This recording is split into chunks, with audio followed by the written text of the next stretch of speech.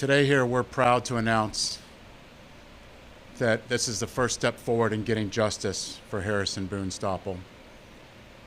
This evening, I'm joined by Harrison Boone Stoppel's family and our state attorney.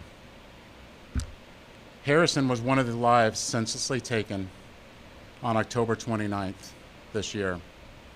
Today, exactly 1 month and 1 week later, that we're able to announce new charges against 14-year-old Caden Abney in relation to the death of their son. And when I tell you it's because of the tireless work of our detectives, I truly do mean that. And putting themselves in the shoes of the footsteps of the family has just been a motivating factor for them to work day in and day and night with the state attorney and able to get to the point of where we're at today. We'd like to thank the outpouring support of the community as well as our partners in this investigation. Hillsborough County Sheriff's Office, Pasco County Sheriff's Office, ATF, FBI, FDLE, U.S. Marshals for assisting us throughout this investigation. Caden Abney, 14-year-old, today has been charged with second-degree murder with a firearm of Harrison Boone Stoppel, attempted aggravated battery, and attempted murder.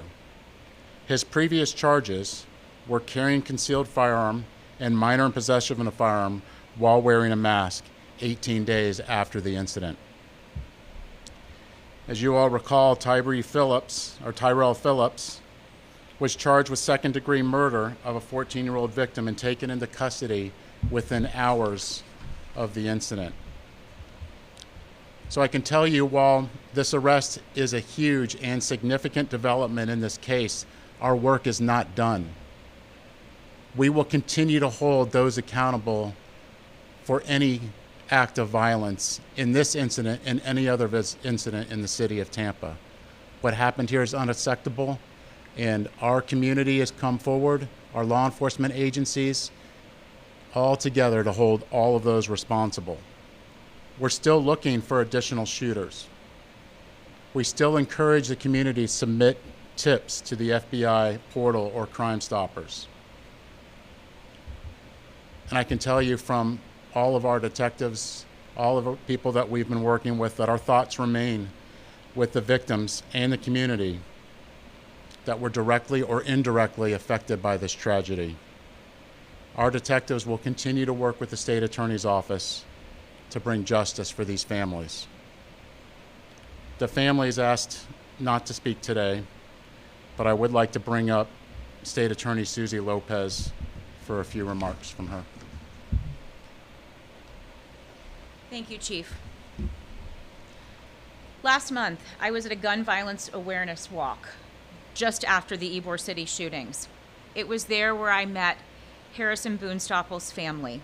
At that time, they did not know who killed their son, and I can't imagine the pain that they've had to go through searching for answers. This arrest tonight brings us one step closer to justice for Harrison and for his family. This defendant is a perfect example of why we must take a strong stance against juvenile gun violence in our community. He is no stranger to the juvenile justice system, but he will no longer be treated as a juvenile. When you shoot and kill an innocent person, your age does not matter.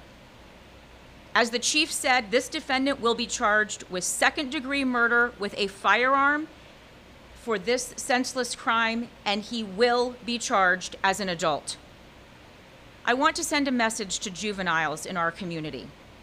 If you choose to shoot another person, you will be held accountable. It doesn't matter how old or young you are. If you murder an innocent person in Hillsborough County, you will be held accountable for your crime. It's not easy charging a juvenile as an adult. It's the last thing as prosecutors that we want to do. But it is our job and the job of the Tampa Police Department to keep this community safe. And this defendant is clearly a danger to this community. I want to thank the Tampa Police Department for their relentless pursuit to find the individuals responsible for these senseless shootings. Thank you.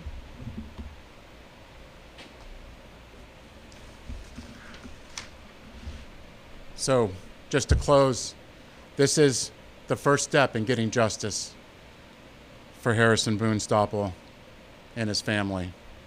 And like the state attorney said, if you're a juvenile and you're thinking about carrying a gun, you better think twice, because you're going to get caught and you're going to get charges filed. It's unacceptable, and we will not tolerate it. And this is just a clear example of the full force of the city of Tampa and our assisting agencies in taking on this endeavor. Any questions?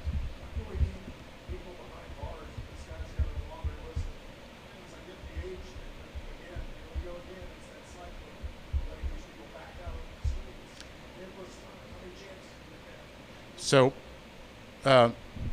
Abney was set to get out today, and we were able to add these charges before he could get out.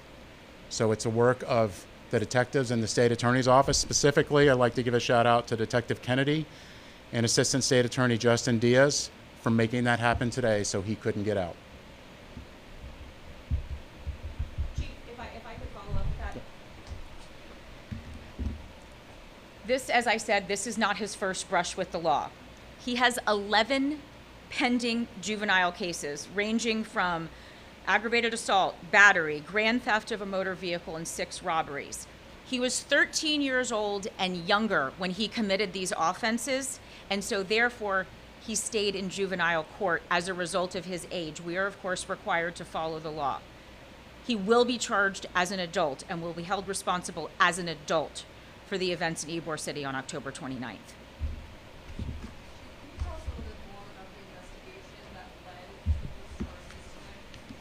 Sure.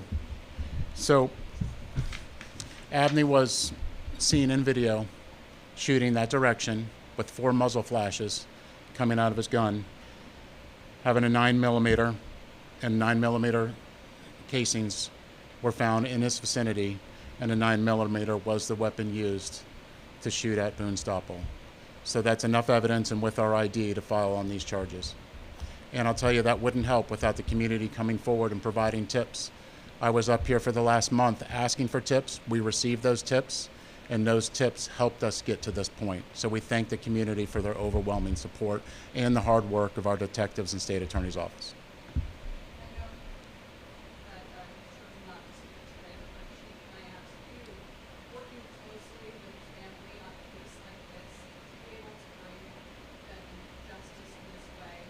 It's exactly what motivates the detectives and everybody to work so hard, 24 hours a day, 7 days a week.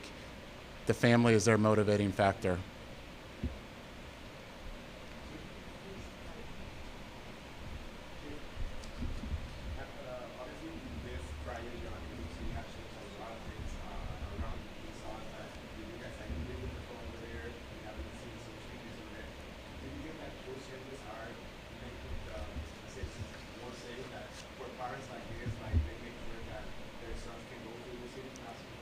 To see today the criminal justice system working and holding those accountable for what happened, that's clearly a positive step forward.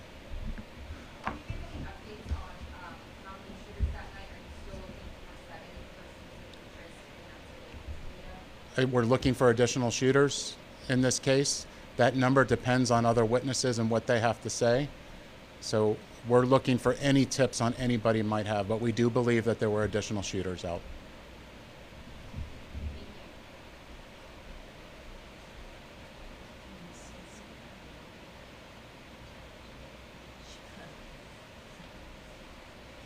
I just wanted to say that with everything going on and the magnificent work that they've done, here's another horrible point of it, is that he was shot with one bullet that went through his leg, and that bullet, I guess, when it hits the ground or goes through the bone, but the bullet that killed my son went through all his organs up into his heart, put a big hole in his heart, and the bullet was intact. So there we go. Now we have something for them to connect because of the horrible way that my son died. And I just want to say that he's just such a beautiful kid. And I have been the mother of mothers, watching over him my whole life.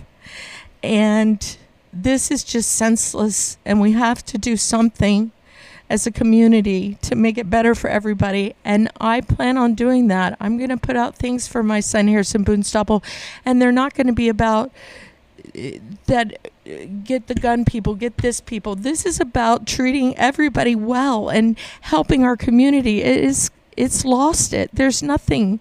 We have to come back and we have to do a part. It can be any part. It can be helping the families after these things. It can be helping Cancer Society with children. It can be helping kids in school with bullying. I mean, I teach dance for 38 years and I see it. This is not the environment that our kids should have, much less having the chance that they could die on the streets of Tampa. It's got to be, and I reach out to everybody, please, with all of us, we can make a difference. We can do something. I know people feel defeated about how everything's gone, but this is about guns, but it's about, why are these kids out there with guns? You know, it's not just that they were born as the mean guys. These guys are mean because they stole my son, but I'm just saying, you know, what are we doing for our community? We've got to. And that's the only thing that can make me sit here and talk to you, because if not, I'm crying about my son. This is the perfect reason, and this is how I want his name to be remembered, that with kindness and empathy and caring, we can make a difference. And it's all because of my beautiful son setting the example, and I'm following it. But Justice. yes. I'm happy about that, but you know, again, there's got to be changes, and I'm talking about communities here. We can do something. We don't have to say, yeah, this is how it is, because I do not believe it. We've got to change it. And again, it's because my son was just such a beautiful soul and just overcame so many things, and he had a happy, happy life, even with the little things that you've put in the stories about him having problems at birth and growing up with all sorts of things. He was happy and he loved life, and we're going to make that for everybody, that everybody can make that choice and make a difference. And that's the most important message I have.